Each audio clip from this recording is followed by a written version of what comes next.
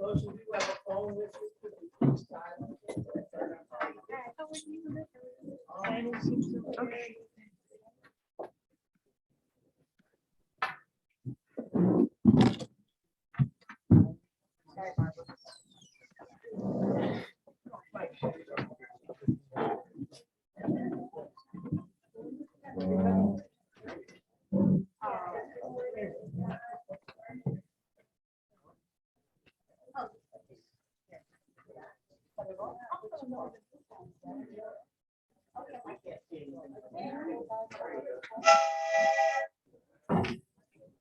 Okay.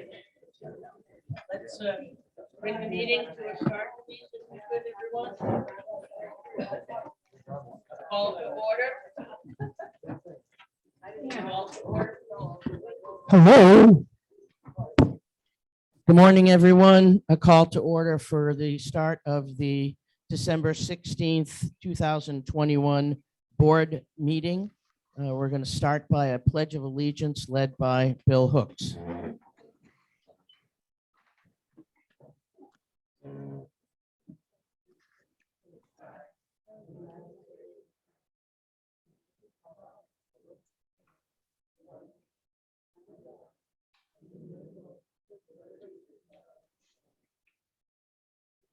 Please take a moment of silence to remember and recognize those who passed away, as well as those who are ill.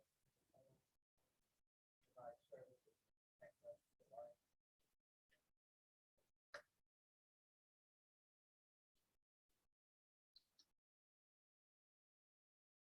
Thank you. I remind everyone that we are videoing this via the Zoom application so that there is a correct and accurate record at all times. It's posted on the website as soon as possible after the meeting, and it requires that all of us speak directly into a microphone if we have something to say. Please make sure the microphones are on around the table for the board. Speak into the top of the microphone and make sure it moves with you. For those of you who are sitting further away from the table, please make sure you give me a quick wave or a little ear signal or something if you cannot hear us, so that we can make sure that we speak up and we don't wander away from the microphone. It is an official transcript of the record of the meeting, so it's important that we capture all the words, and it's also a great tool for those who are not here to be able to watch that meeting at their convenience. All right, we're going to go with a roll call. Madam Secretary, please. Give me this one over. Yeah. No, I couldn't. There you go. President Lynn Tartaglia, Here. Vice President Barbara Milano on Zoom. Here. Treasurer Janine Menard, Secretary Barbara Kowalski, Director Dave Sherwood. Here. Director Bill Hooks. Here. And Director Rich Gigliotti.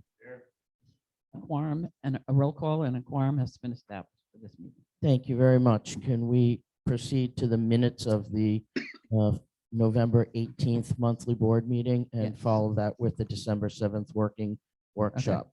Well, it's the minutes I didn't get them finished for the 18th. So the minutes are going to be the November 4th working group and the December 7th working group. Okay. So Okay, so just so I'm clear, it's the November 4th, working group. the Working group. works, so the Yeah. two workshops. Correct.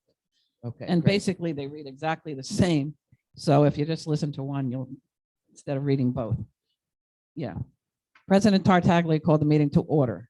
The Pledge of Allegiance led by Director Gigliotti in recognition of deceased and ill neighbors and our troops followed. Secretary Kowalski called the roll and all board members were present.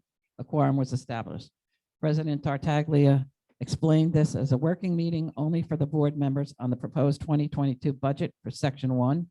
No action would be taken.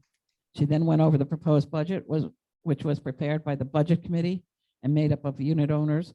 All questions asked were answered by Resident Tartaglia, Treasurer Menard, and Director Kowalski for strategic planning. A date of 1 week was given to look over the handouts and send any questions to the treasurer.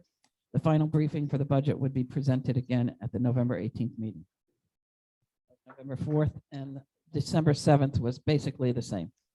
It was actually exactly the same. Different dates. Okay, any questions from the board? Motion is made to accept by Richard. Second by Bill. All in favor, say aye. Aye. Opposed? Okay, thank you very much. Just a quick side note, one of our board members, Dave Sherwood, is a little bit under the weather today, so he's masked up he's got a cold, but just to be safe, he's masked up and he's not going to be doing a whole lot of speaking. I'll try and cover his safety items for him at his request, and he can croak up if he wants to, if I miss something along the way. I'll refrain from any lengthy president's report. It's been a tough month, a lot of work, hundreds of hours by a lot of people on the board. And it's, it's not been pleasant work. It's not planning a party, and it's not having, fun and thinking about all the fun things we can do as a community. But it was work that needed to be done. And with that, I'll give it to the treasurer for the treasurer's report. Oh, can you hold on 1 second?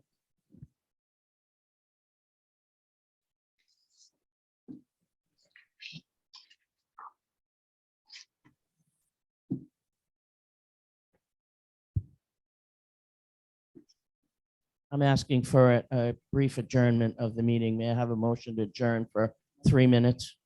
Barbara Kowalski, can I have a second? Second by Richard. Thank you. Give me a second.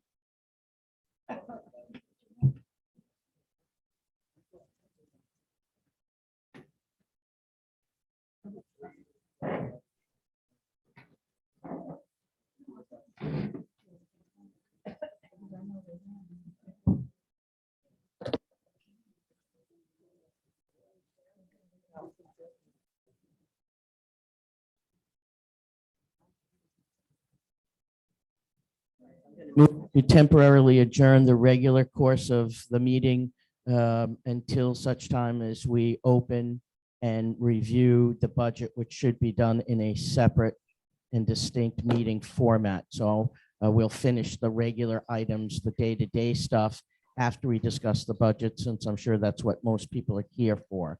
There was a miscommunication, so I apologize for that, but we will split the meeting into 2 pieces. So I am looking for an additional motion to adjourn the regular meeting until such time as we finish with the budget section of the special meeting. Bill makes it, second by Barbara Kowalski. All in favor, say aye. Aye. Opposed? Okay, we have now adjourned the regular meeting, and we are now calling to order the budget meeting for 2021 to plan and approve the 2022 budget as discussed on many occasions over the last couple of months. I'm going to turn it over to the treasurer and ask the treasurer to make her treasurer's statement and make the motion to accept the budget as is.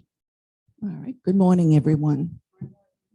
After hundreds of hours of review, discussion, workshops, more discussions, and input from the Budget Committee, the community, and the board, today I submit my proposed 2022 operating budget for consideration.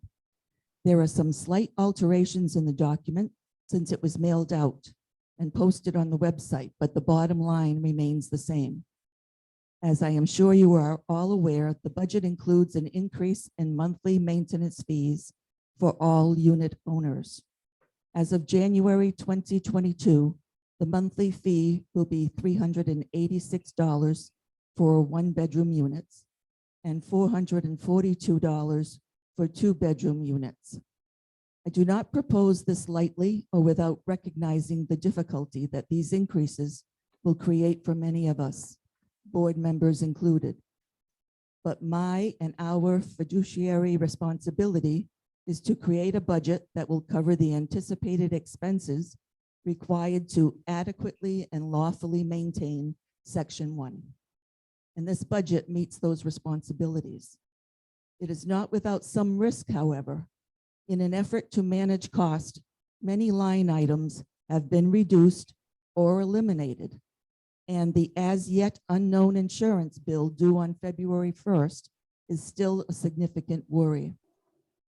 Other significant changes include a line item for the new city requirements to test water backflow devices and repair or replace any malfunctioning equipment. Fully funding reserves to ensure we are prepared for any significant repair or replacement. Increases in all of our utilities to address expected cost due to new legislation, cost of fuel, and inflation. And the inclusion of estimated bad debt incurred when an owner fails to pay their monthly fees. It would be a mistake not to say that we will be hard pressed to absorb any significant and unexpected problems that occur in 2022. So the board will have to carefully manage all expenses to avoid spending on anything other than absolute necessities. But I do believe that as it stands, this budget is sufficient to take care of our amenities, grounds and common elements, and provide the services we have all been accustomed to receiving, so long as no major and unexpected problems occur. With that, I would like to make a motion that the board accept this 2022 budget and ask for a second so we can have any last discussions before bringing it to a vote. Do we have a motion? She's made the motion. Do I have a second? I'll second. I'll A second. All in favor, say aye. Aye. Aye. So it's open for discussion by the board. Do we have any questions, comments, concerns, issues? Richard, you need to talk to the microphone. Category of incomes. We eliminated all the income there. Is there a reason why?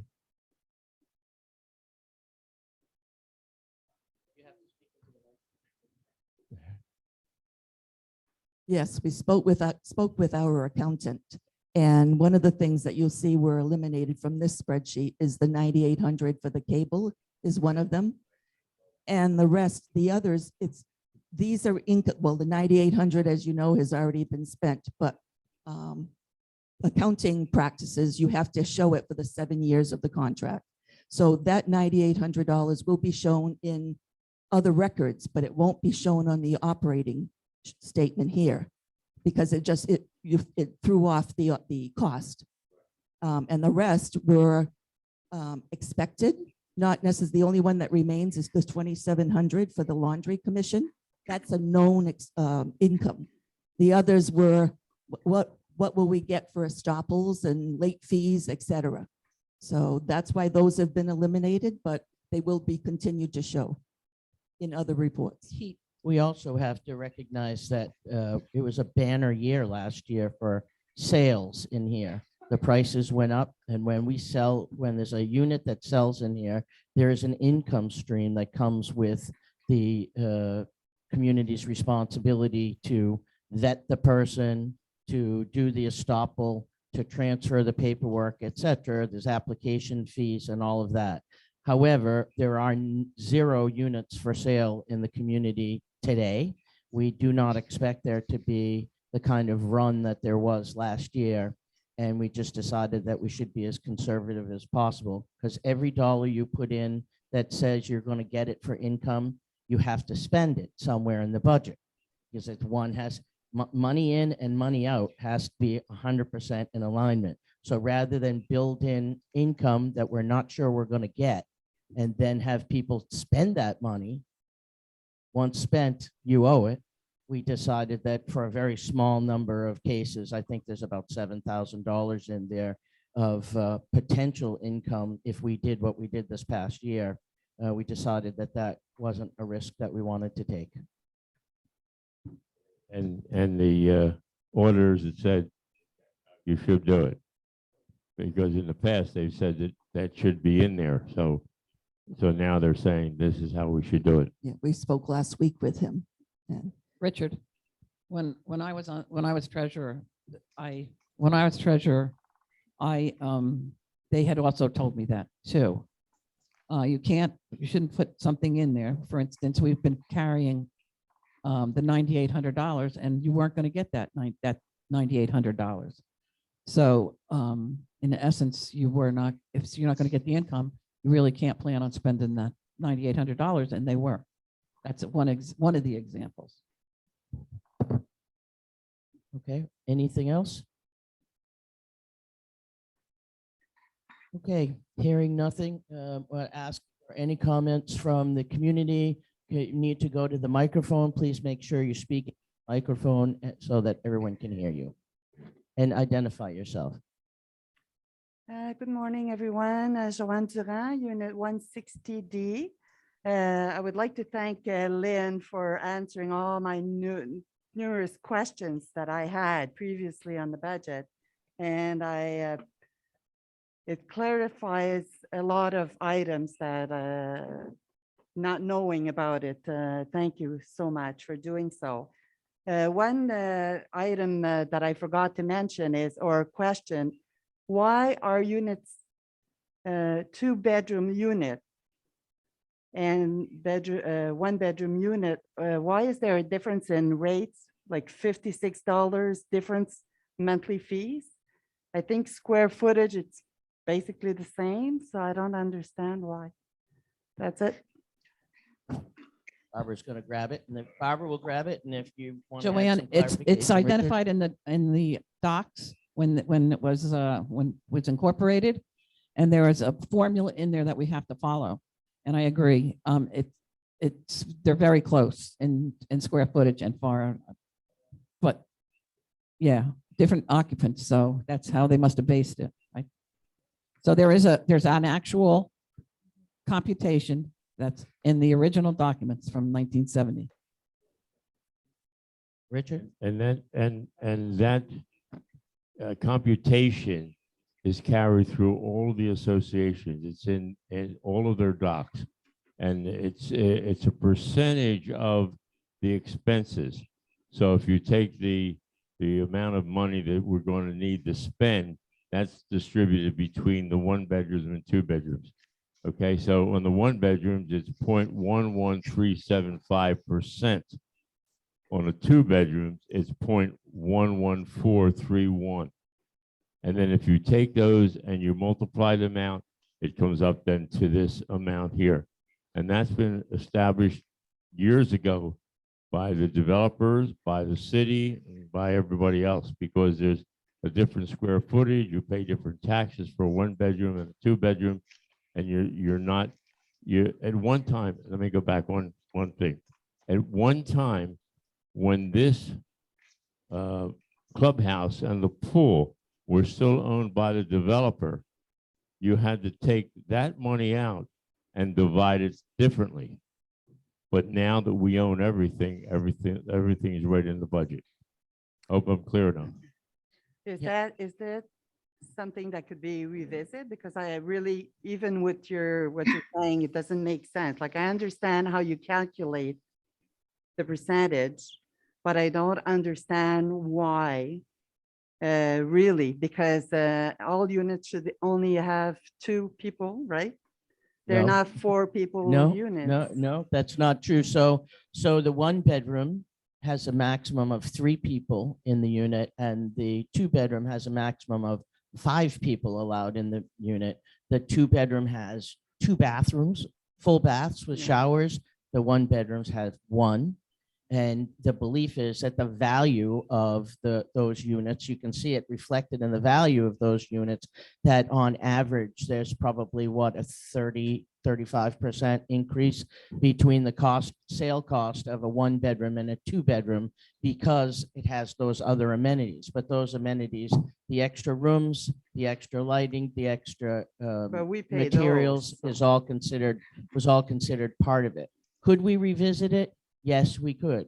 I'd have to hear that there was a big hue and cry from people who thought that that was appropriate, but it is in fact what's done in every condominium association that I know of in the country, let alone in state of Florida, for sure.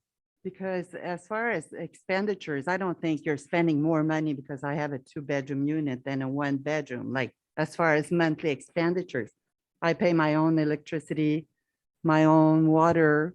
So. No. Right, right. Yes. But Well, so not it's, water, but it- we pay our it's own hard to, bills, it's right? hard to judge the whole community by Yeah. one unit's experience. We have lots of folks who have more than 2 people in a unit. Yeah. And they do, it's not just what you can tell in a bill, it's wear and tear. More people using the pool, more people using the clubhouse, more people using the streets, more cars in the driving on the streets, more, everything you can imagine. When you have more people living here, the use on the property is higher. So again, those are the reasons why you don't, if that's something that you want to have discussed and reviewed going forward, we'd have to have some indication that there was a large number of people who wanted to do it, but it certainly could be reviewed, Joanne. There's no rule against that. Requires a process, which was how many percent? 60 or 75% on a change of the condo docs.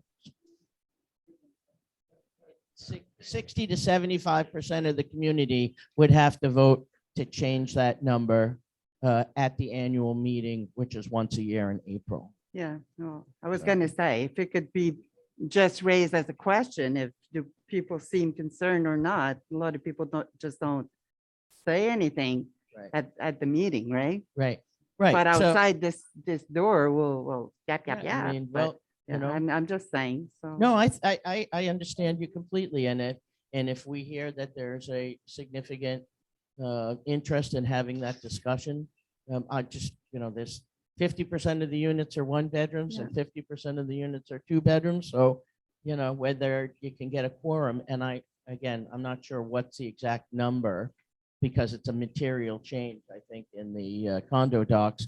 I think it's more like 60 or 75% that have to agree to that in a vote. So, but it is something that could come forward. Okay, food for thought, anyways.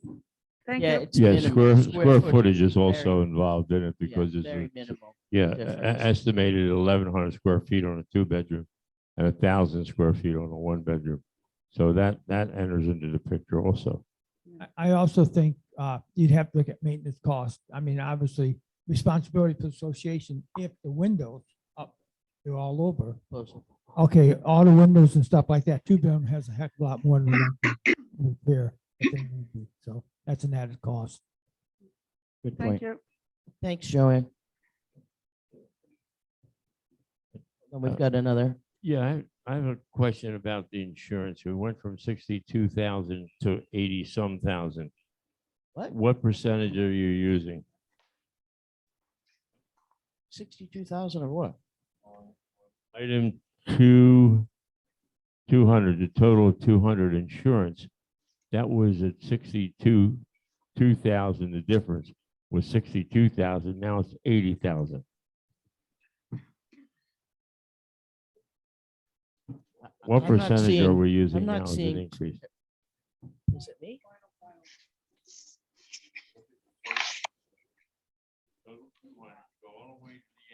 Yeah. And it says on there,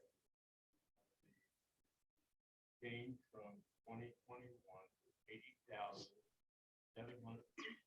Oh, okay, okay. On the original one, we got 62,000. Like $18,000 difference. Correct. Would you want to use the microphone? And well, what's our percentage now that we're using as an increase? Is, Right into the top, Janine. yep, that is the $18,500 difference from the original one that you're looking at.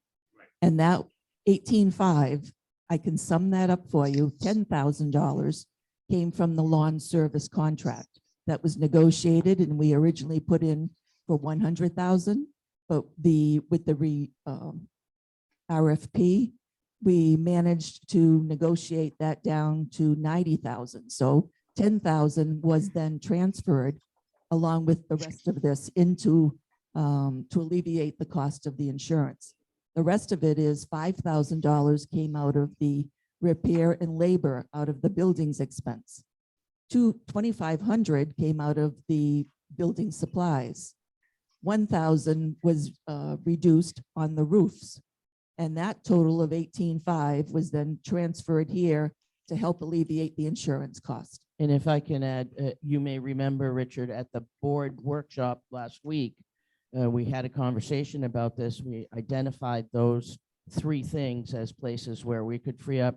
And Bill made the suggestion, to which we all at least seem to support, that we look at adding that to the insurance, so that if the insurance came in a little higher than the average we were using, then it would alleviate any problem there. And if the insurance came in below that, that monies would be used to create some cushion for the upcoming year. I might add, for the knowledge of everybody in the room, we just received a formal notice that there is a new claim against the community. And so that's not going to help us in our desire to try and get things down.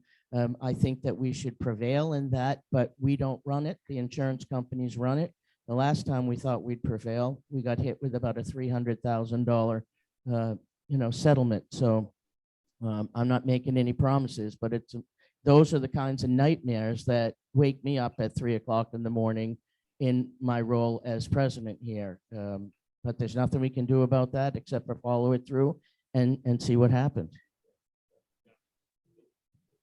Now, the rest of my question was, what percentage do we use as an increase for the 2022 insurance? That was the main part of my question. Before the 18,500 was added, it was 20%. The original cost that we paid for last year is 192,000. Right. Also discussed at the board workshop last week was the fact that we got three prices, and we spent a lot of time on talking about the fact that those were basically educated guesses. Nobody knows what the insurance bill is going to be on February 1st until about a week or two before we get the bill and have to pay it. So we got three quotes of educated guesses. Two of them were 20 to 30%. One of them was 12 to 15. We worked in the middle of that. It's a little bit below the average of the 320, but it worked for us in terms of saying, if the lower quote comes in, that would be great. And we would be able to start to replenish our insurance money market. If it's a little bit over, or indeed goes south into the 20 to 30 range, we would at least be part of the way there to stopping the bleeding. Yeah, I understand all that, but what percentage? The original one was 21 point something on the original one that was 62,000. 21.6 or whatever it was That was in the PowerPoint presentation. If she was to take the three estimates or three quotes quote. from three different insurance companies, it would average out to 21.6. But in the actual budget, it's 20%, or was 20%. This is 20% now? 20% It was 80? before the 18,500 was added into it. plus the Yeah. 18.5. Plus the 18.5, so it's going to be closer to 25 to 30%. That's my question. What percentage probably do we close. use? It would probably be close to 25%. Yeah, that was my question. Okay, So- I gotcha. Okay, But I think the important thing here to remember is we paid this in February. So we're basically, this year's budget, we've got a budget for 2023's insurance. Okay, so we're playing catch up. We've been playing catch up all the time. So I think we're better off to keep it. So if we get extra money, that helps us in 2023, because we've got to have that money at the beginning of the year and we don't know what it's going to be. So and everything's going up. I mean, you got tornadoes now that's going to help increase the cost. Everything's increasing the cost on insurance. Thank you. I have, I had originally asked if the board had any further questions, and we move to the audience, but I want to make sure, that the process. Well, no, I'd prefer to get the board, it's a board meeting, so let's get the board questions on the table, figure them out, and then if there are questions that the rest of the community hasn't got answers to, then they can ask that as well. Thank you. I don't have a problem with the increases, okay? Because like Bill said, that protects us next year because that money should be taken out and put into an insurance account. So in case next year that insurance goes up again another 20%, we at least have that much money in our budget for that. Correct. Which we haven't had for the past 3 years. Correct. Because we've been putting money in. So now this year that'll start it. So I'm okay with that, but I just was wondering what percentage you used. So All right, and let's be clear, the money goes into the money market account every year, and then unfortunately gets taken out to pay the bill in to pay February. the bill in It February. goes back down to Right. 0 or close Right. to, then we start filling the bucket again for 2023, but we're doing it at 2022 rates, because we don't even know what they are, let alone 2023. Right. So it's not a pleasant experience to come in here and say, this is how much we think we need to do, knowing that it might not be enough money 6 weeks down the road. None of Yeah. us feel Yeah. comfortable with that. But that's why I'm comfortable with this, because that money needs to go into the reserve fund so that next year we have money in there. Right. Because Just- but- at one time, we didn't do it that way. At one time, it was done that when the bill came in, we would take a loan at 3% back then, take a loan at 3% and pay it off that way. But Yeah. then they started doing it this way, which Right. is great. Right, and so it's really just grammatical or wordage, but just so we're clear, we don't have a reserve. It's a money market fund. So as the money comes in every month, rather than leaving it sit in the checking account, we transfer it to a money market account. And then at the end of the year, we take it out of there Right. and we pay the bill for it in February, or as much of the bill as we can, and then we find the money elsewhere if possible. And what's left in that money market account should be then, if we need it, applied to The the next following year's That's insurance. correct. Yeah. That's correct. That's the procedure. That's correct. Okay, all set? So we can, Stan Wright was going to the microphone, please. Stan Wright, 152A. Now, the 2 bedrooms are going to be a $50-some increase, am I right? Yeah, that some of the older people here, that's their groceries for the week, so I hope you guys realize that.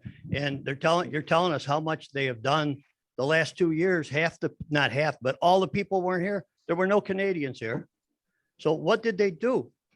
What do we do when all the people weren't here? Where did the money go? Well, so like. Yeah, any what oth- money? You're right. Huh? But $50 increase, that's a lot of money for, I can afford it. But there's a lot of older people here that can't afford that. And I would like to know, when you're saying difference between a 2-bedroom and a 1-bedroom, you're saying, 5 people can stay in that room. How many have 5 people staying in there? 90% of the places here that have 2 bedrooms probably have 2 people. Right, and I'm not defending that. I'm just telling you what the documents say, Stan. Okay, I didn't write it. Nobody here was here when it was written. When this place was originally built, there was a set of documents, condo declarations and Right. documents written. It's exactly the same for every single section in High Point of Delray and High Point of Boynton Beach. And similar language is in every condo doc when the places are built. And that's what the document says. That's how you figure out the cost, that the Right. cost of it says how many people can live in there. Those were original numbers, maximum of 5 in one, maximum of 3 in another. And it says, this is the formula you have to use to figure out any changes in the monthly maintenance fee. And it's slightly higher for the 2-bedroom than it is for the 1-bedroom. We didn't write it. That's just what the condo Yeah. docs say. And as Joanne said, if people wanted to raise that issue somehow, frankly, I would have to check to make sure there's no laws in place. But, Yeah. if it's just strictly condo documents can be changed. And there's a process that goes with it. So it's certainly, if there's interest in doing that, and if we check and make sure that legally that's an option, like other things that we do, Right. it certainly could be put on the table for future discussion. now, I'm not the sharpest pencil in the box, but it just seems like with less people here, It should be less. And I think that when you hit somebody with a $50 increase, I would rather see you do $10 a year, every year, instead of not having anything for 4 years or 5 years. And then all of a sudden, like I say, some of these people, $50 a week is their groceries. Stan, I just want to correct the $50. It's 40 for the single unit and 45. I know it's still a lot of money, but Yeah. I didn't want 50 to be ringing out there. Well, it started in, everybody thought it was going to be 43. But now it's, I realize it's going to go up, but I just think my own opinion, like I say, you'd be better off to go $10, $12 a year, every year. You're Instead of doing- absolutely right. So you're absolutely right. You're 100% right. And This is my first hindsight time. is 2020.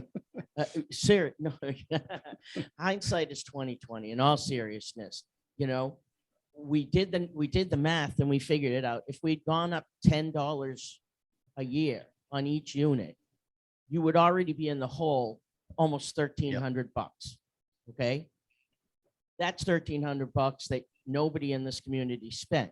We thought that was a good thing at the time. We thought squeezing the budget, making every dime count, making sure we didn't overestimate, making sure we didn't overspend and all of that stuff, and keeping that number. I'm the president, so I'll take the full responsibility. The buck stops here. I think I take full responsibility that we thought finding a way to find that money without going up for people was a good thing. And we did it 3 years in a row. And based on the feedback that we got from the community, pretty much the whole community thought that was a good thing too. When we sat down and we looked at this new insurance bill and we looked at where we were and realized we were going to have to do this kind of an increase, we went back to see what did we do and why did we do it. And as I said, the bottom line is, if we had gone up $10 each, it would only be another $10 increase, but you would already be out $1,280, I think was the number, something along that line. They probably Yeah. loved it because a quarter of them aren't here anymore. Well, but a whole bunch, but we don't have a single one Yeah. for sale anymore. Yeah, but Everybody, we all move on in this life one way or the other. you're right. Hopefully it's later rather than sooner, but people do decide to go different places for different reasons. But we're fortunate that people want to come here too. And we have 0 units for sale today and a waiting list to rent. So How on much can you get behalf for it? of the board, I recognize what you're saying is valid. Thank you. Anyone else? Okay, well, hearing none, I thank everyone in the community for lots of input and lots of comments and constructive criticism and understanding. And, all of us on the board, nobody is throwing a party over this one by any stretch of the imagination. All of us would wish it was a different thing and going in a different direction. But it is what it is. So I will we have a motion on the table to accept the 2022 budget. I would ask if there is anything further from anyone on the board. And hearing none, I would call for a vote. All those in favor signal by saying aye. Opposed? Hearing none, the ayes have it. The motion is passed. Thank you. I take that applause as for tough work finally done, not because anybody likes the end result. I'm asking for a motion to adjourn the special report. Thank you. Richard's motion, second, please. Bill seconds. All in favor, say aye. Aye. Opposed? The ayes have it. The budget section is closed. I'd like to call to reorder the regular meeting. And we're going to go right to the treasurer's report.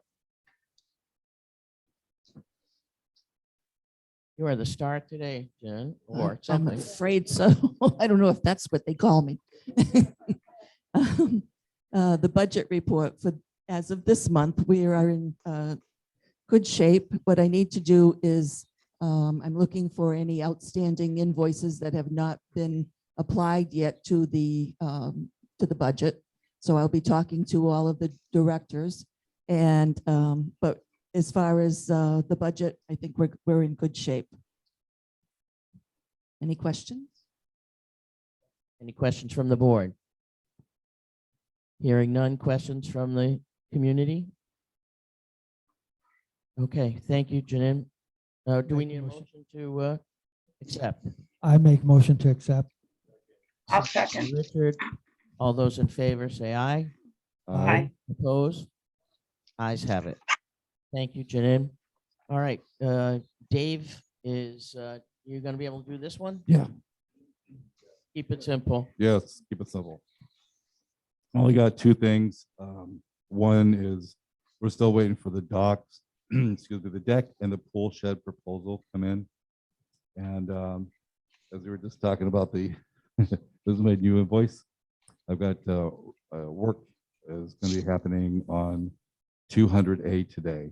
That's going to be coming in your way soon.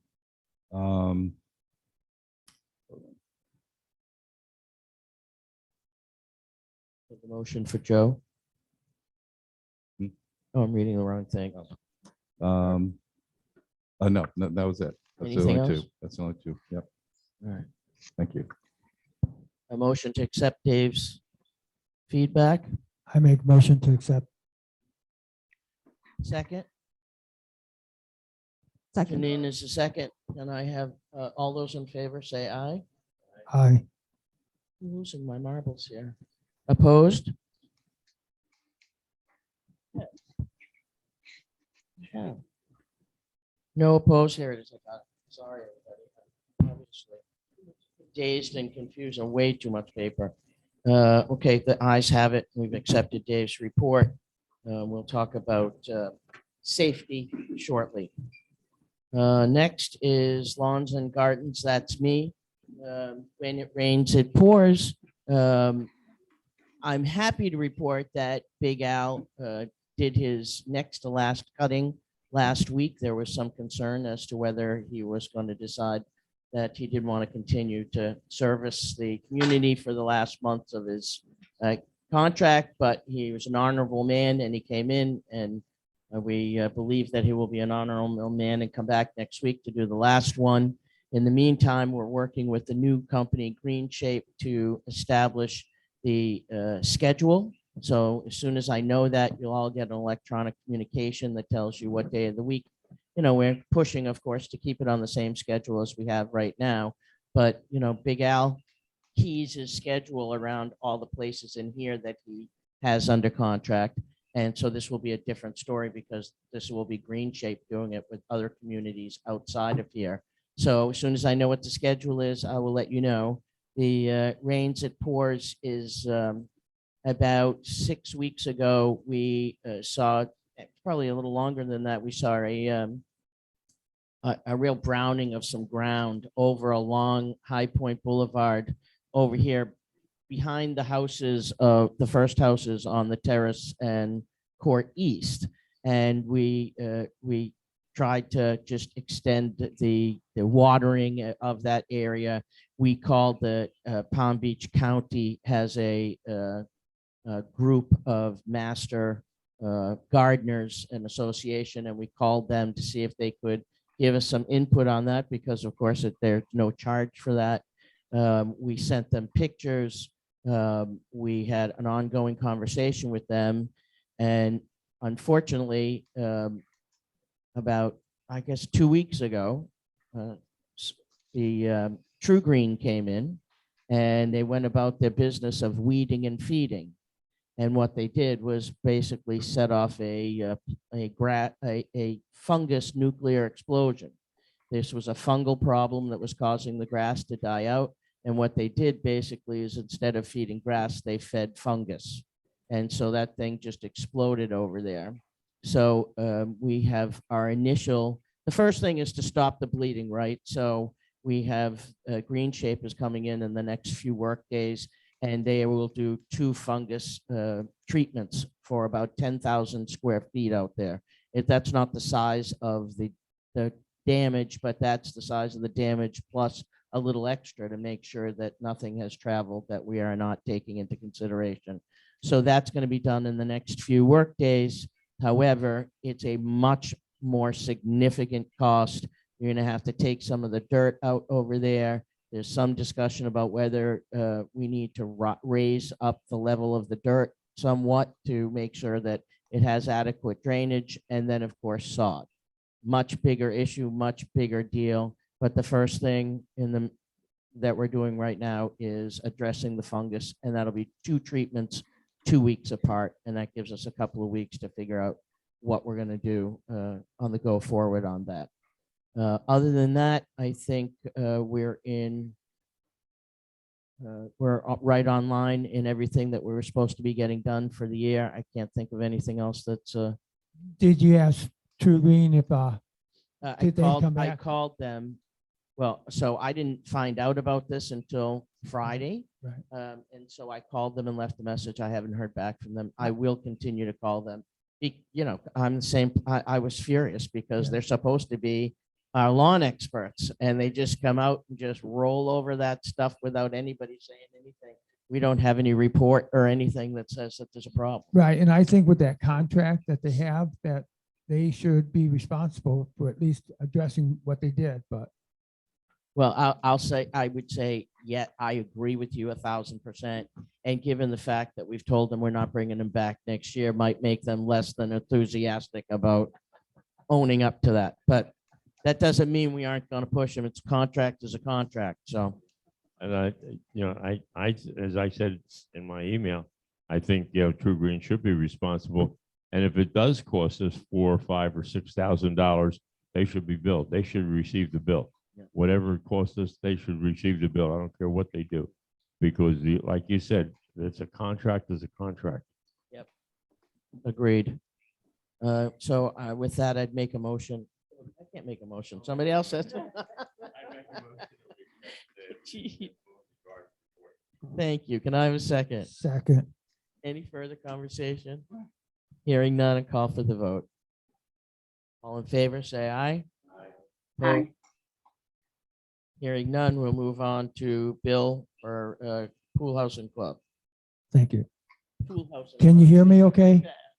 Okay, because I'm always kissing this mic here, so. Nancy. This is going to be short and sweet. First off, I'd like to thank the social committee and especially Jack, only Jack, for that lovely dinner we had beginning of the month. They did a great job. Taking your stuff.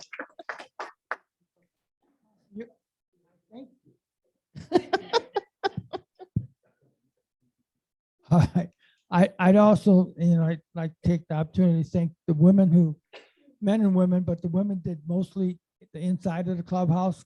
A couple men put up the tree, and the men did the decorations outside. I really Looks think they great. did a good job. Looks great. And with that is, there's some odd jobs that Patrick's going to be doing around to beautify the clubhouse at, partially painting and doing stuff like that. Other than that, I have nothing else to report. Great. I would love to create a master list of those kinds of projects from anybody here who has some things so that we can start ticking off a few of those smaller ones. If we put something on the calendar once or twice, 1 or 2 things a week to get addressed, it might be amazing to all of us at how much, perking up we can do of the community just by getting those smaller things done. There's a lot that needs to be done out by the pool. Not huge things, but there's some patching, there's some trip and fall kind of things out there. Last thing we need. That's great. Okay, did we do a motion accept Bill's? Can I have a motion? Oh, sorry. Did you have a chance to order a new phone covering for the railing going into the pool? Yes. Excuse me, hold on. I just want to repeat it because Jerry's not on mic. Jerry Gigliotti asked if the new foam coverings for the handles on the walkway going down into the pool were ordered. Bill? Yes, they were, and I know the smaller ones came in, and we changed the one out. I'm not sure if the longer one came in. They sent 2 different wrong size, and so they had to get reordered. I have to double check with Terry Marie and see if they came in yet. Anything else? I'm over accept the Bill's report. Move made by Richard, second. I'll second. Barbara Milano, second. All in favor, say aye. Aye. Opposed? The ayes have it. Barbara, next week we'll move you up above pool and clubhouse, okay? I don't care. Not you, Barbara. Talk about Oh. Kowalski. Oh, I'm sorry. It's okay. Barbara Milano, would you please save us all and do sales and leases and rentals? Not much going on. We have nothing for sale, and rentals, they're all, we have nothing for rent right now either. But I wanted to mention that we do have some people renting that have never been to High Point. So if you see some new faces at the pool, introduce yourself. And I told them if they wanted to find out about good places to eat, the pool people all know where the good places are. So you may be questioned about some new places to eat that they're for the new renters that are here. So that's about it. Barbara, while I have you on the phone, could we please make sure that when you are doing your interviews for potential new folks in the community, that we make it a very specific and concrete effort, including a documented means, to make sure that people understand that the only pool, clubhouse, and amenities they're allowed to use are those of Section 1, and that there is no use of any other sections, pools, clubhouse, or amenities without express written permission. Okay. It needs to really, really be driven hard, and we Okay. just need to do it. Appreciate it. Okie dokie. All right, no problem. Anything else? Okay, can I have a motion to accept Barbara's update? I'll make a motion to accept. Dave makes a motion. Can I have a second? Second. Second by Bill. All in favor, say aye. Aye. Opposed? Hearing none, motion carries. We're going now to Barbara Kowalski's strategic and cultural planning.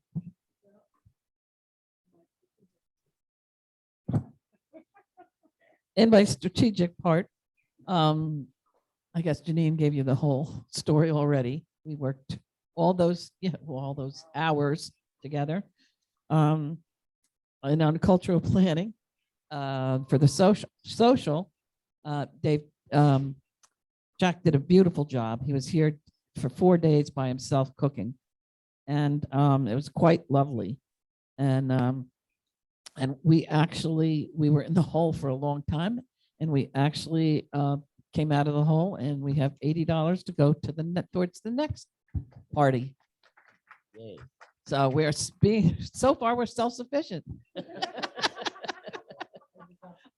Yeah, and that's the end of my. Nope. How about the holiday? 50-50 thing. Oh, the Howling at the Moon party is Saturday night at 5:00. Nancy, yes? On channel 97. Check 97 to confirm the time, but there is a Howling at the Moon party at poolside. And Oh, Howling at the Moon is, you don't really have to howl at the moon. I don't howl at the moon, but a lot of people do. It's just bring your own drink and bring something to share, whether it be some kind of snack or dessert or something, and just come and enjoy everybody's company. And then the moon comes up, and then some of us really howl. And then tonight's Thirsty Thursday, and it's Yeah. kind of the same thing. Bring your drink at 4:00 and go up to the pool and enjoy some camaraderie. Really, I mean, that's all we want to do is get out and visit with people, right? I mean, who wants to be stuck in the house? the weather's a So- bit iffy, but I think the last Thursday, Thirsty Thursday, people gathered out there under the awning and had a decent time just hanging out and talking about what was going on. Yeah, it doesn't cost you anything to come out and have fun. Yeah. And Okay. that's mine. And I have a motion to accept Barbara's, I make a Notes? motion to accept her report. Janine's motion. I'll second it. I'll second. Here, Barbara Milano seconded. All in favor, say aye. Aye. Opposed? The ayes have it. Thank you, Barbara. Dave, stop seconding. Your voice is going. All right, we're gonna get to old business. No? Oh, Rich, I'm sorry. Richard. Jeez. My director at large. Yeah, David mentioned we're still waiting for a quote from another company to work on the dock. And the dock has been closed off because people have been walking out there and it's dangerous because there are certain boards that are rotted through. So we petitioned it off so nobody can walk through because nobody was honoring the yellow stripe or the cone. So we have that. And again, thanks to Dwight and his people for doing a beautiful job out front here. And we're just waiting for the quotes on the new work on the dock. I'd like to suggest that we pick up a $2 plastic or vinyl "Do Not Enter" sign or danger sign and put it on there I can just do as a that. little extra. Yeah, You know, people see a wooden thing over there and somebody climbs over it, you know, they will, but just something that says, hey, in case you're really that dopey yeah. and Well, you still can read. yeah, yeah. Well, Maybe and- get one of those ones for the Yeah. cross.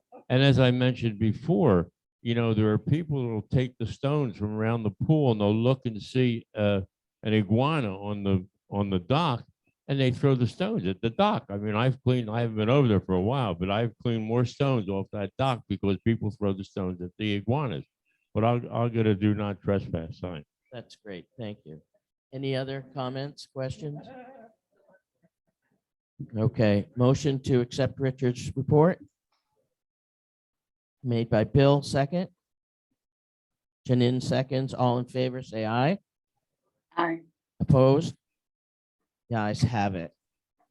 Okay, we're gonna move to Blue Stream. So here's the situation with Blue Stream. They had originally made us an offer on it is a cancel. We are currently under contract with Blue Stream for another 3 years. We received a very substantial signing bonus from them back when we first signed up 4 years ago.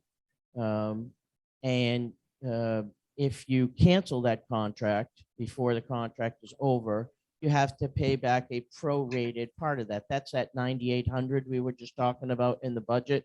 That's how much a year approximately if we had to pay it back, we'd have to do that times 3 if we were to cancel Blue Stream. So Blue Stream approached us back in, I think it was the end of September, and they had signed contracts with 2 additional sections of High Point, plus they had us and Section 2, and they were working on a 3rd. So they would literally have 5 of the sections in High Point.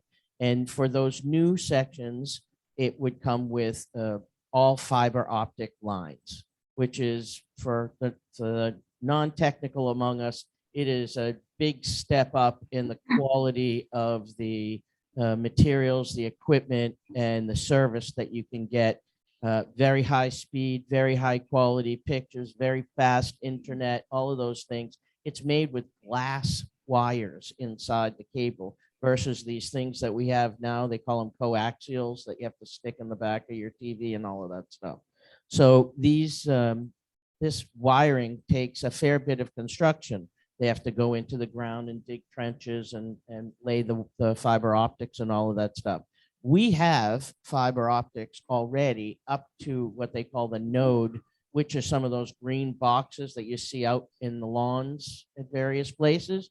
So we're like more than halfway through what it would take to do fiber optics in our community.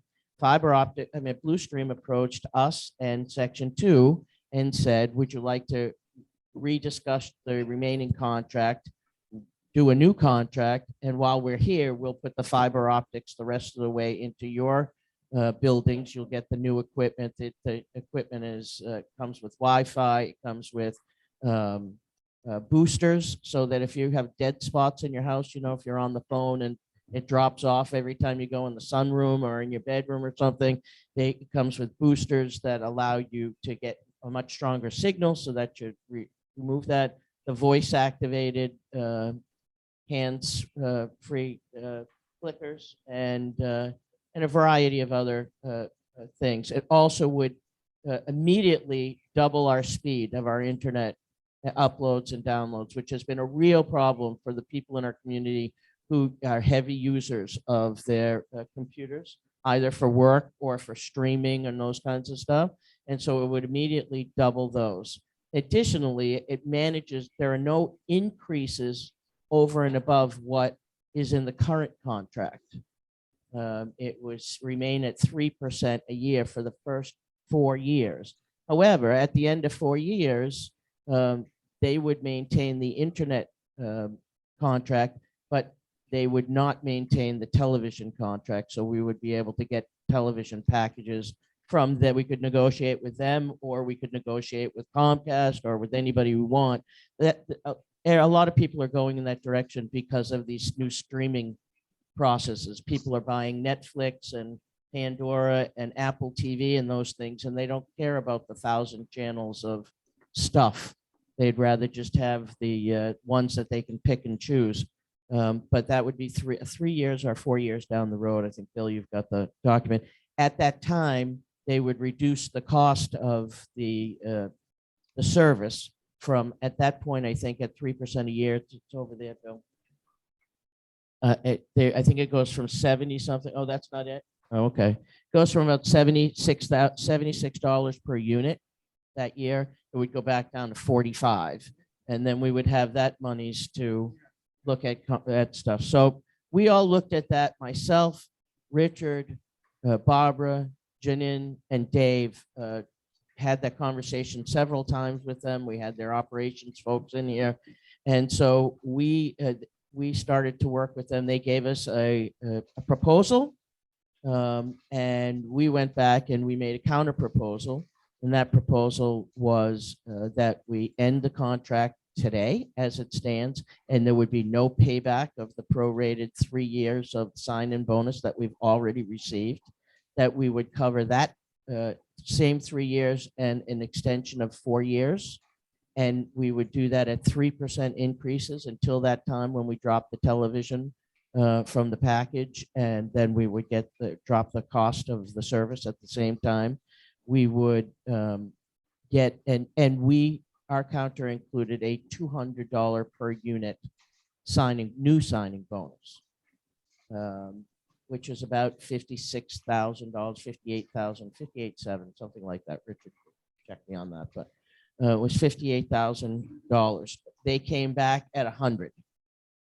So all of it, we were all in agreement on all of the sort of the other stuff. And the one thing is the signing bonus that we were going back and forth on. We said 200, they said 100. We made a counter offer again in the end of October of 150. And we heard this past week that they were not able to do that, that they would go up by the 100, they would give us a $100 per signing for a signing bonus per unit, but that was the max that they were willing to do, and everything else remained as it had already been discussed. How'd I do, Richard? All right? Okay. So we need to decide what we're going to do about this, what more information we need, what more are we willing to accept. You know, again, this is contingent upon having a documented, agreed upon and reviewed contract that spells out all of what our expectations would be. But where do we all stand in terms of the $100 signing bonus? I do need to remind everyone that there's no going out looking at other companies right now, because we're under contract for 3 more years. So it's either stay in the current contract, go with a new contract. That's it. Those are the 2 choices. So if I could hear from any of the other board members, their thoughts and feelings on that.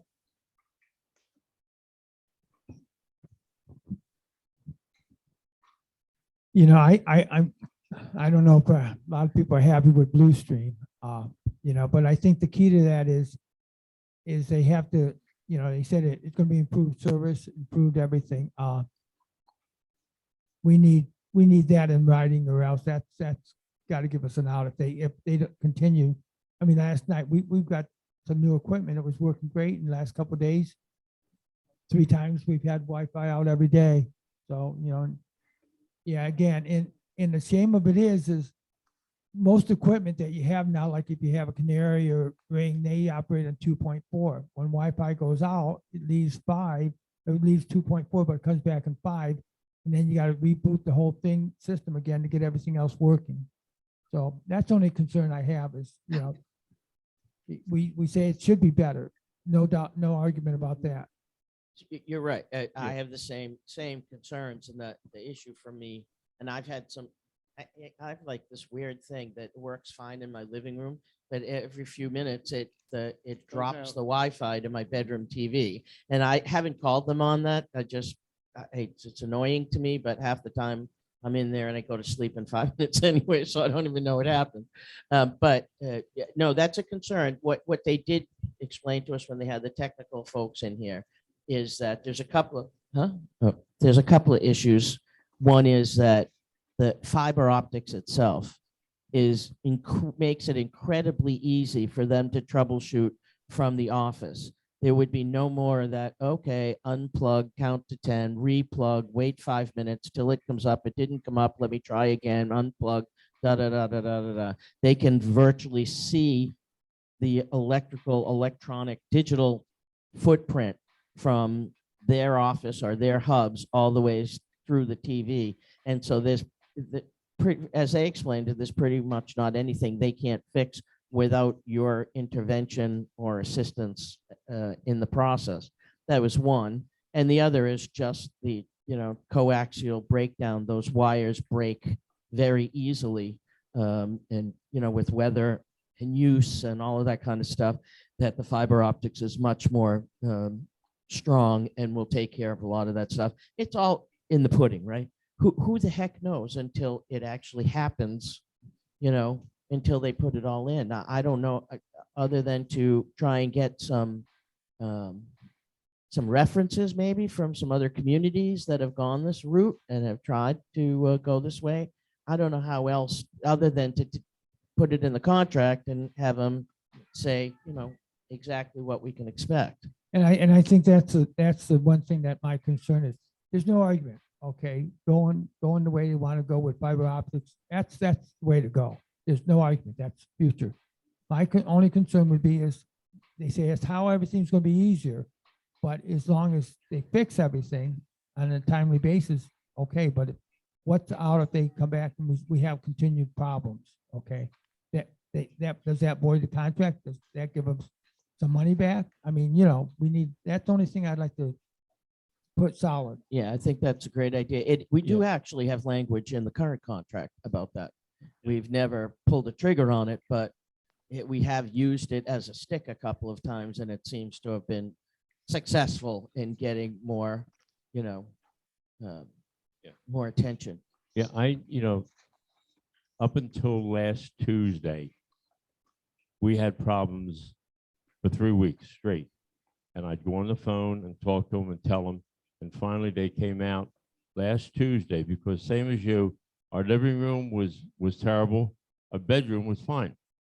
And they couldn't understand this. So they finally sent a tech out. And he replaced that little, well, it's not a TiVo box. It's the little box that's there with the big E on it. It's not a TiVo box, but it's run the same way. So he replaced that. We have not had a problem since. But getting back to the negotiations, I feel strongly that, this over the email and over the computer is not a way to negotiate. I think we need to talk one-on-one. And if we finally accept their $100, I still like to get as much from them as possible so it helps everybody here. And it's going to improve it, but they're paying anywhere from $350 to $400 a door fee, and they're still going to have to go in and dig trenches. Okay, we already have the trenches and they only have to go from that wall to the laundry room. So, you know, when we came up with our counter proposal, I think it's been very, very accurate. And I think it's very good. And I think we should sit with them and discuss this with them face to face again, so that we can see what they're talking about and they can see what we're talking about. That we're, you know, are we having problems here that we didn't have with the other company?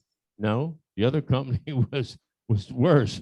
The other company was really bad for some areas.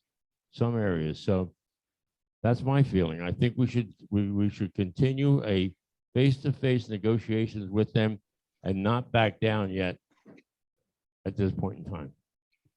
I agree with that. As far as bringing a supervisor, that the sales reps, yeah, oh, you did, okay. So yeah, absolutely. Sooner than later. Right, just keeping in the back of our minds that Ready to talk. we're getting for 7 years, but you know, we're only picking up 4 extra years. So when they look at a door fee, they're gonna reduce that fee based on that. Because we already got it for 3 years paid. Yeah, you can't forget the 30,000 that they're going to forgive in that. Yeah, but you know, they're talking about 24.8 and we're talking 37, whatever it is. So, you know, there's not that much difference in there if they're willing to accept $17,000 a month. That's what we basically pay them now. $17,000 a month, including taxes. And I we- don't have any problem at all in calling them to come in. I would just say that, you know, what typically happens is the sales guy comes in and he's not the decision maker. He's not the decision maker. It's the VP of sales and who knows who really makes it. He's just the face of the company to us, but I don't have any problem. And I don't have any problem with just letting it lie and say, you know, no, you make us a better offer. If you can't give us 150 in door fee, you're going to have to give us something because, you know, it's worth their while because they're going to have to come in, even though they don't have to drag through as many construction things, they still got to do it. And they'll have all the equipment here in the section, in the High Point community. So they don't have to drag it back and reschedule it and all that stuff. They'll already, so there are advantages for them too. So I'm fine. Is with there- it. And what I had I mean, mentioned, first, which is because first we have the board conversation, then we ask community. to get Yeah. involved. That's all. I And- didn't mean to make you That's wait okay. forever, That's Pat. okay. Sorry. Just want to and, let you know I want to and- talk. and what I had mentioned to the committee on the Blue Stream Committee was what David said. I had mentioned it way back when, that we don't want just a sales rep to be in here. We want the management company to come in, which we did when we brought Blue Stream in originally, which we did when we brought the Comcast in. We didn't have just the representative. We had management who could say to us, okay, we can do that. We can do this. We could do that. And I think we should really look for that. Okay, comment. You ready? You ready, Barb? What's the other, Go. yeah, what's the other section? All right, 2 was supposed to do it, section 2 was supposed to get it the same time as us, but something got screwed up. What was the other section that got it the same time as us, about the same time? And are they doing the negotiations also? Nobody got it. Wait, section 2 was supposed to be Yeah, I already online said that, with us. And Yeah, but they they didn't. had but difficulty with something. So Yeah. they had to So- wait 2 years. So they just got hooked up. I'm, with all right, so Comcast. what's the other one? There was another Okay, let me section that finish. already had Okay, it about the same So time that as was us. 2. So section 3, 4, they had signed previous contracts with the other companies, with Comcast. So their contracts didn't expire when ours did. So theirs just are expiring this year, 2021. So 3 and 4 are now signing with Blue Stream for 2022. All right, Okay? so what's the other one? that- 5, Was it 5 or and 6? 6. I believe one of them, I believe 5 is already signed. 6, I'm not sure of because they've had a big change over there. And 7 has been with the Blue Stream for the year before we went with them. So All right, they've been with them are the they doing it? longest. Are So they they're doing all new basically looking to negotiations? do something with Blue Stream in order to bring them up to where it would benefit us and benefit them. And one of the big benefits is the speed of the internet. We're at a 200, and we're looking to go to a 400 because that would help our internet speed. And then now we'd have that for so many years, and then it would go up to 500. And then last year would go to 6 and 6. But when we signed with Blue Stream was the only company that had 200 internet speed, download speed. They were the only ones that had that. Comcast was still with 50. Yeah, they were still with 50-50. So now, you know, with everybody using all their computers, it's putting a strain on all of that. So, you know, we need to move forward with it, but, you know, and they need to know that we're going to be paying them $17,000 a month. And that happens every month. They don't have to go out and say, oh, we're going to turn you off. We're going to do this. We're going to do that. I think our contract is pretty good. It's pretty tight that we have now. We need to go through that contract and make it even tighter if it needs to be. Barbara, the only one I know of that was actively in renegotiations with Comcast, with a Blue Stream, was Section 2. And Section 2 kind of is all tied up in knots because they made the mistake that cost them the major signing bonus that they should have gotten the last time. But somehow they've convinced themselves that it wasn't their fault and Blue Stream should make it up to them. And they're asking, last time I talked to them, they were asking for a significant amount of money because they didn't get their big signing bonus the last time and they had hit a wall. You know, Blue Stream does not, at least in 1 and 2, Blue Stream has not been saying, you know, oh yeah, money's easy and we'll make it happen for you. It just, you know, they aren't handing it out, and Section 2 kind of just walked away from it. Well, last time I heard. I like Blue Stream, and I am looking forward to getting the faster internet and the high-speed internet and the coaxial cable and all that stuff. And I think $100 is it's in a bird in the hand. I think I vote to go with the $100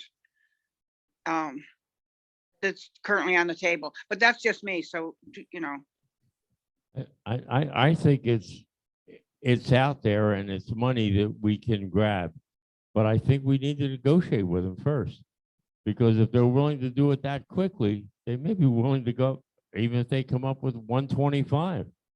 But, you know, I don't think we should just go ahead and say, okay, go ahead, we'll take $100 door fee. yeah, And but then they've been negotiating a while. They saved the $300 door fee in Section 2. $300 a door. They didn't pay Section 2 because of what Section 2 forgot to do.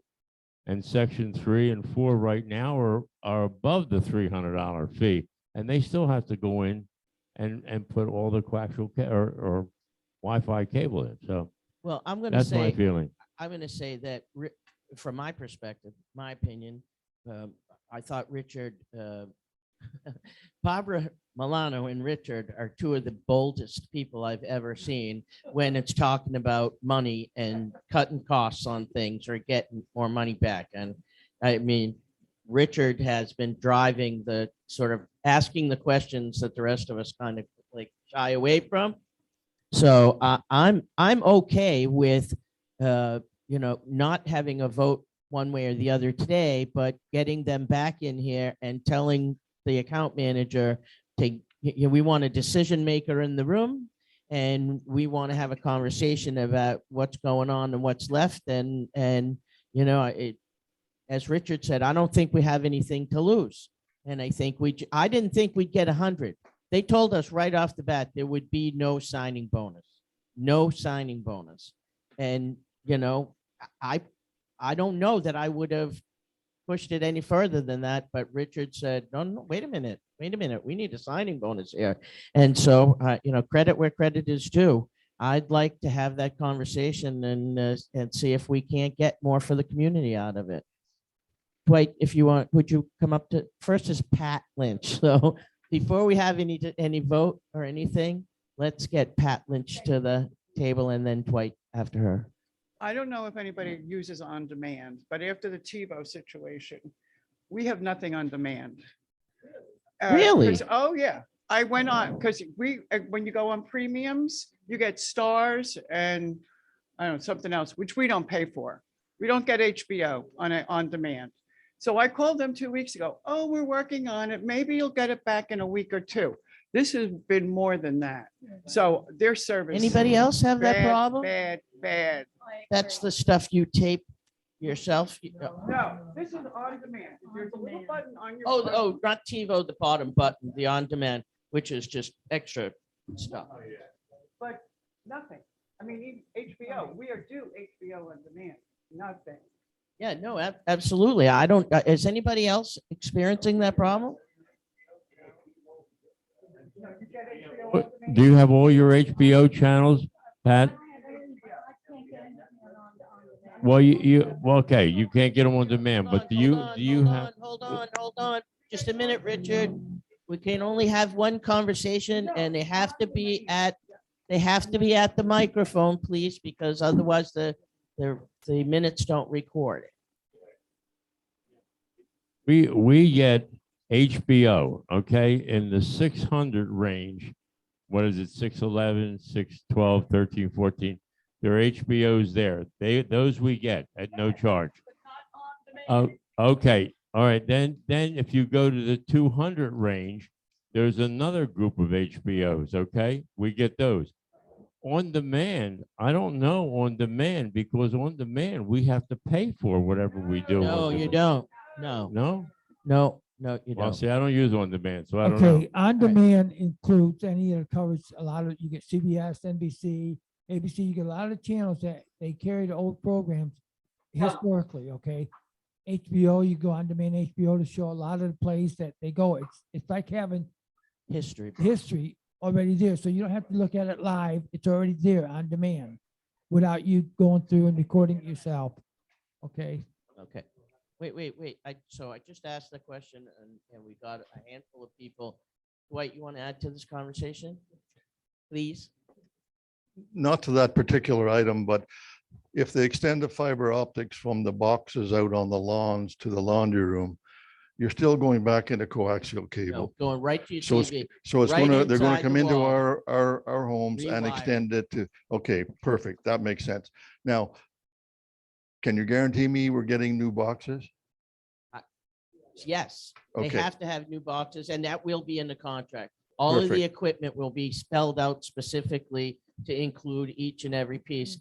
That Okay. other ones won't work, fiber optic won't work with the boxes that we have today. Okay, Can I that's good news. Now, my only final suggestion is, in your negotiations, maybe rather than trying to increase the door fee above $100, is to say to them, we want some additional programming here, okay? Because our current programming, by my standard, is not that great. And when we tried to get additional programming, we tried to buy it, we couldn't get it because the boxes wouldn't handle the new programming. Okay, so it was a kind of a catch-22. So perhaps there's negotiations there, because there's all kinds of Disney programs and nature programs and stuff we'd love to get. We can't get the damn things. Okay, can I, we had the guys over there and they put the new boxes in our place because the old ones didn't work. And so we don't get any benefit from that. But what they said is with the fiber optics, there's two ways to go. One way to go is they bring fiber optics all the way into the router, and then from the router, everything goes in the program, the TVs. The other way is that some areas they're putting the fiber optics and bring it into the laundry room, and the Wi-Fi broadcasts from the laundry room to all your TVs and everything else. So there's two ways to go, and I don't know which way we're talking right now. So Okay. The main thing that they talked about was the boxes that you talked about outside, those square boxes that are about this high, they're going to be buried. They will not be there any longer. They will take Wi-Fi from there, okay, into the laundry room, fiber optics, into the laundry room, okay. In the laundry room, there will be a unit that's going to dispense the signal, okay? And you would have no wiring. This is what they told us. There is absolutely no wiring in the building, okay? Everything is going to be automatic, whatever it is. I don't know the terminology for it, but that's how it's going to be. And then all our equipment in the units will be upgraded. Okay, you're going to have a TiVo box that's going to be able to record at no charge. Okay, you're going to have a remote that you'll be able to talk to. You don't have to push all the buttons. So these are some of the upgrades that they're automatically giving to us that would cost us X amount of dollars a month if we wanted to move up to any of this stuff. So those are the things that they're talking about. All right. Well, so I'm going to ask if we have agreement at the board to bring in the Blue Stream folks again. And I would like to, in addition to that, I'd like to ask anybody that's here who's having a problem with their Blue Stream to just write it down on a paper, drop it at the office, or send me an email so I can, show, because I've talked to the guy a couple of times, but I don't, it's all anecdotal, second or third hand that I'm hearing things. So if I can say, listen, these are things, he said, he can look up by account. So exactly what unit you're in and find out, because I'm hearing people being told they got to wait for 2 weeks for the guy to come out, or, all those kinds of things. So if I can put in front of him, because we have talked ad infinitum about service and quality of service needing to be improved, I'd like to put that in front of him as sort of some food for thought for them, that they're asking us to sign a new contract, extend a new contract, and we're in the midst of, really, it's probably been a month and a half of TiVo problems and Blue Stream stuff when they switched over the TiVo about 6 weeks ago, I think. Yes, Janine, talking to the mic, she's telling me. So Nancy, do you want to make a Yeah, comment? I just wanted to reiterate what you just said. Our service has been deplorable. For 3 years, I have dealt with Blue Stream. I've had every technician in the world come in. They all think they know how to fix it, and none of them have fixed it yet. And my problem is not with TV. My problem is with internet. So I just really strongly suggest that you hit it hard with them, that we have many people in the community that are not at all happy with Blue Stream, and they need to step up to the plate. Yeah, and the more I can have something specific that says, and here's one from Joan in this building who says, this is what she's experienced for this time, and here's something from Pat, because otherwise they just think we're BSing them to try and work a deal, So the more specifics we have, fine. I just have to say, with the exception of this little glitch that I'm going through right now that requires me to just, all I have to do is hit live TV and it fixes it.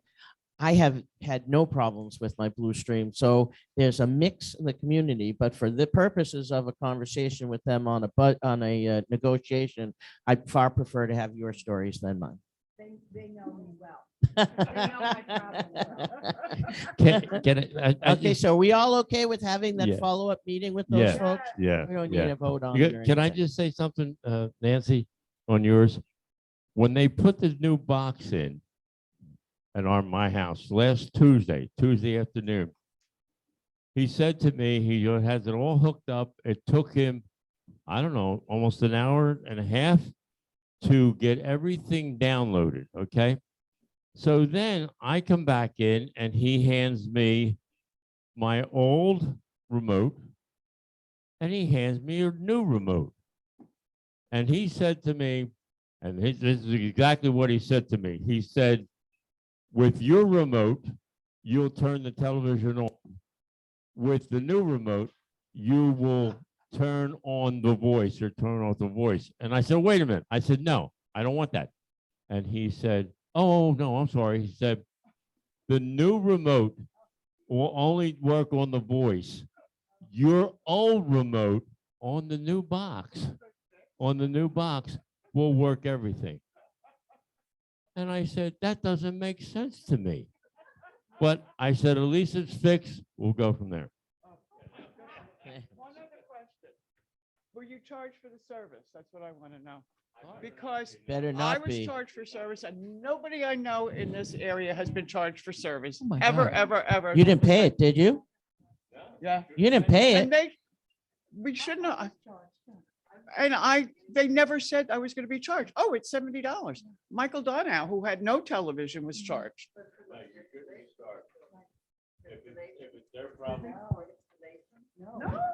So we actually asked the question in one of the meetings that we had with Blue Stream, Richard. And the question was, are people supposed to be, people are saying that they're getting charged for repairs and for technicians. And not everybody, but a few people have brought it up.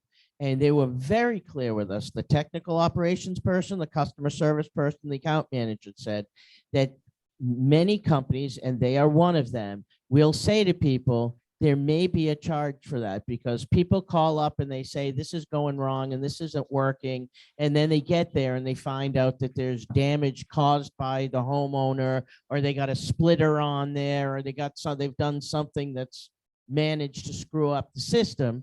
And for that, they will charge you. But if it is within the realm of the normal service, that all sounds like all of us are having, that is covered by our contract and should not be a charge, and no one should pay a service charge. Let us know immediately and let Blue Stream know immediately that that's not going to happen. And that, to me, that's ammo for my gun in any conversation or negotiation. So send them in. Yeah, that Barbara, you there?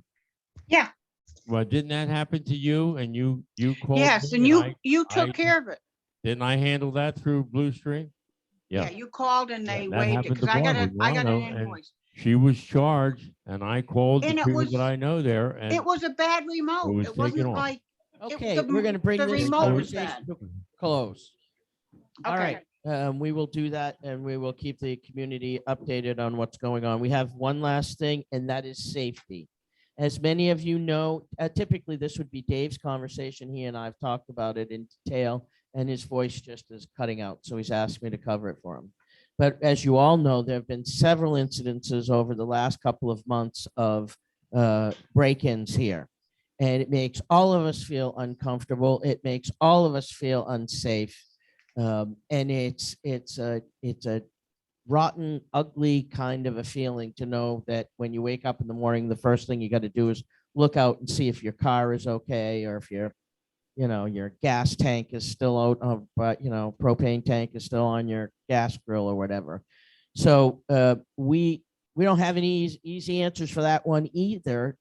What we have decided, however, is a couple of things. We have requested and scheduled a meeting with the presidents of all 7 sections, and that will happen on January 7th to see if we can combine resources to find if there are ways that we can provide some, overnight oversight at a price that we can afford once we put all 7 sections together. We have talked amongst ourselves about certainly on the community property, the shared common elements, putting cameras and motion detectors and those kinds of things out there. We will also be discussing things like signage, like looking at where there are breaks and fences where people can come over into and get more easily into our community. There will be a limit as to how much we can really resolve on these things. If people want to get in, we're a non-gated community, and we're not going to be a gated community. So, that it puts us at a disadvantage. We can put all the signs up we want, do not trespass, do not private property, all that stuff. And people basically go, see you later, and they come through anyways. They use it for a cut. We are more than welcoming to anyone who has suggestions on things that we can do to increase and improve safety. We will do the best we can, and we'll be open for all of those comments. And we probably will have, once we have the president's meeting, we'll probably have some kind of a town hall meeting where all of us can have a discussion about what are some things that we might want to consider doing. In the meantime, many people have talked about or started the process, active process of buying their own motion detectors, security lights, cameras, all of those kinds of things. Number one, if you have a Ring doorbell or you have a camera built into your security system as it sits right now, whenever you see one of those notices that says that something's gone wrong in the community, we ask that you check it to see if there's been anything unusual that you've recorded that may help in the investigation of the problem. Number two, if you are considering purchasing electronic security devices, spotlights, motion detectors, cameras, etc., please let the office know in writing that you're planning to do that, and it may receive a visit from, or at least a phone call from one of us, because we want to make sure that while you do what you can to protect yourself, and we want to support that, it's important that you're not buying stuff that's going to put a spotlight on somebody else's living room or kitchen, and that you're not going to, and it happens. I mean, people put up, I'm going to get the biggest sucker I can get and put it up there in the backyard so that I can see people. And, you know, the next thing you know, the person across the street's complaining because they can't sleep at night because the spotlight's shining in through there. So remember to keep your neighbors in mind when you're doing this. Sharing expenses with neighbors if you're going to get a camera or motion detector is also a good idea. Please don't buy anything without checking with Dave first that requires you to drill into the walls of the building. That requires some discussion, some thought, and a decision by Dave as the director as to whether we'll let you do that. But there's a million things out there that don't require any kind of invasion of the walls of the buildings. And just in general, let's keep the communications going. If you see something, let us know. If you see strange people walking through the neighborhood, let us know. If you hear something at night in the dark, call the police. Call me. I'm likely not to hear you, or I'm likely not to do much more except for call the police, and then you've wasted 10 minutes. Do not go outside and try to deal with these things with these people. You don't know who they are. So please just call the police. They were here pretty quick on the last couple of things that have happened in this community. They were here pretty quick. So I ask that you try not to put yourself at risk and just call the police. Yeah. Hold on for a second, Nancy. Let me just get some feedback from the board, and then we'll Okay. have.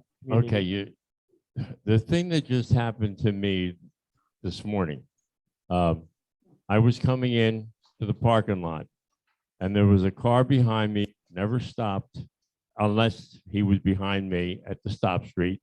And coming down here, I put my directional on to come into the parking lot.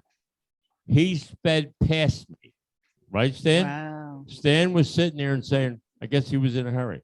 This guy sped past me with my directional on, and I would have hit him.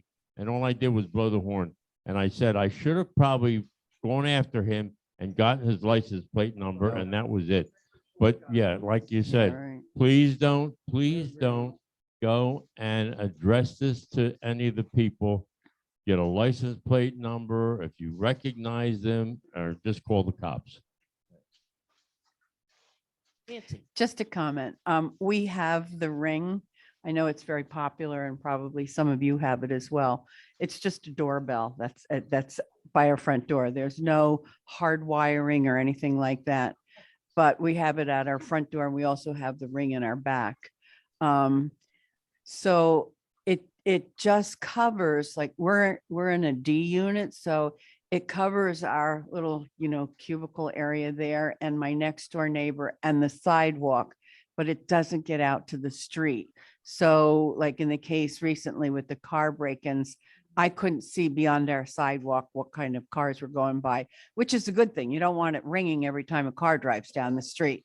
But But it is a level of security. It's not very expensive. And it helps us and our neighbor. Yeah, well, and I will tell you that we do get complaints about the ring going off because it can't get, a lot of times anything sets it off, any kind of motion or walking by, and it rings and it irritates the heck out of people's. There's an exterior ring that happens that people have complained about. And so it's just, that's something to take into consideration. I have a Simply Safe system I put on my house. I put it up myself, and I am a technodope. And I put it up myself. It was a couple $100, and they now offer an outside camera that does 140 degrees radius. That you don't have to use any kind of nails or drills or any of that stuff. And it both is a motion detector with infrared. So it's not a light, it's an infrared camera on there, so that even in the dark, it takes pictures, very clear pictures. So there are a bunch of those kinds of systems out there for people to be able to get if they want them for their homes. But just remember that whatever that does, you need, if you're talking to a salesman at Best Buy or one of those places, you need to say to them, I have neighbors close by and I need to make sure whatever I get, it's not something that's going to disturb other people. And, hopefully they're honest enough to keep it. I don't want you to go out and buy $300, $500 systems and then have to call Dave and say, Dave, go over and tell Pat Lynch she has to take that off and she can't use it. And by the way, she can't return it now. So check in, talk to Dave, give a call, talk to Patrick. They're both knowledgeable about these things. And we'll try to make sure that whatever it is you decide to do, if you decide to do it, it's not something that's causes as many problems as it solves. That come to the office first. Yes. I just want to say, I wasn't down here for a couple of years, and Can you was introduce yourself? So, I so pleased to know that this place was in good hands with the board of directors. And I can't think of a better group to caring for this place down here. Thank you very much. We appreciate it. Thanks. Nice. What's that? Yes, if there's nothing else, Janine's got one to keep us going. Hello? Okay. There's one thing that I've been working on, or we have been working on, and that's the change of banks that we voted on a couple of months ago. And it's taking a little longer than we anticipated, a little extra work with getting everyone's signatures for the automatic deposits. And then we need to deal with the few that don't have ACH. So we're struggling. We're not going to make the deadline of the end of this year. And I know you've got documentation that says we're going to get there. Well, we'd like to extend that implementation until April 1st is when you will see a change in the banks. You'll be getting some more communication, I promise. And there will be some bank representatives that we can bring in. We plan on having some meetings to answer any questions and explain how it's all going to work for you. It should be seamless from what I hear, except we just need your signature. So if you're currently here and you have the automatic deposit, please see Terry Marie, because we just need your signature so that that can change to the new Centennial Bank. Did I cover everything? Yeah, we decided that when it comes to all of our community life savings, we need to do this as thoughtfully and precisely and correctly as possible. And we have just been straight out with budget stuff and all of the other stuff that's happening around here. And we didn't feel confident that by doing it and pushing to get it done for January 1st, there wouldn't be errors made that otherwise could be avoided. So it doesn't change anything for anybody here. It's still our intent. It has nothing to do with the bank. It has to do with us feeling confident that when we make that change, it goes smoothly, all our monies go with it, and we're we do that in a seamless way for the benefit and security of all of our monies. So I'd like to make a motion that I don't know if we need a vote on it to extend it to April 1st. I'll Can- second that. Richard That was second. my question. I'll second that. Good. So motion is on the table. It's been seconded. Can I hear all those in favor say aye? Aye. Aye. Opposed? The ayes have it. It's April 1st. Judy, is the only new start question date. I have is, I'm not too sure, everybody understands. You only have to sign if you have an ACH, if it's automatically withdrawn. So if you don't have to do anything more unless you're automatically paying your maintenance fee through ACH. Yes, that's correct. And we do encourage for those, I know for a long time, didn't want to do any of that with my banking. I didn't trust it.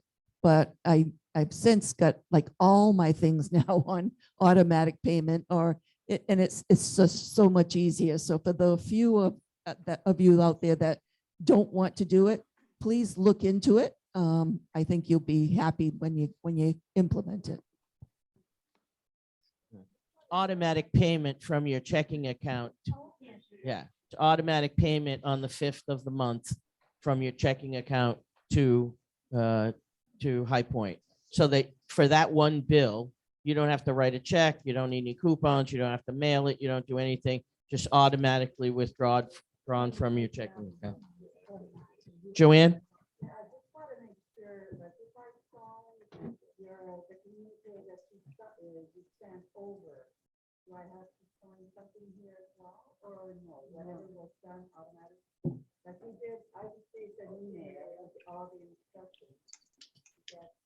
Right.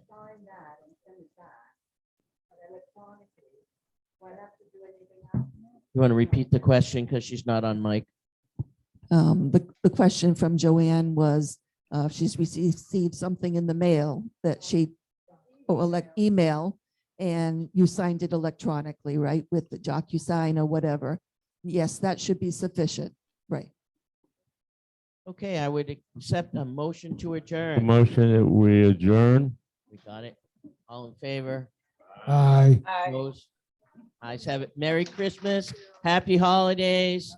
Thank you all for your support. See you at the pool.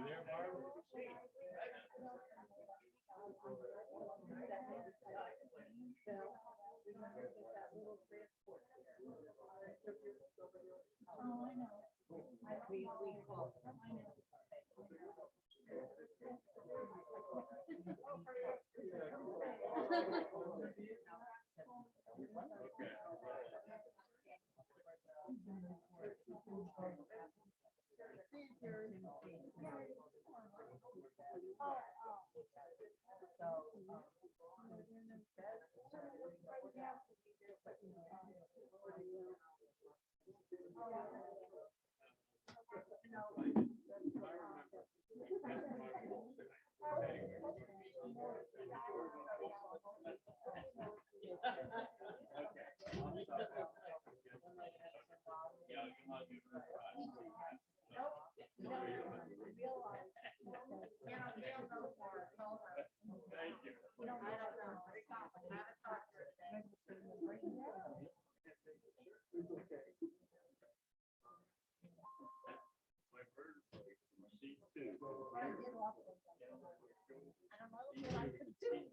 don't need it. We built the same way. We want to do something. But we don't know what. Probably like this.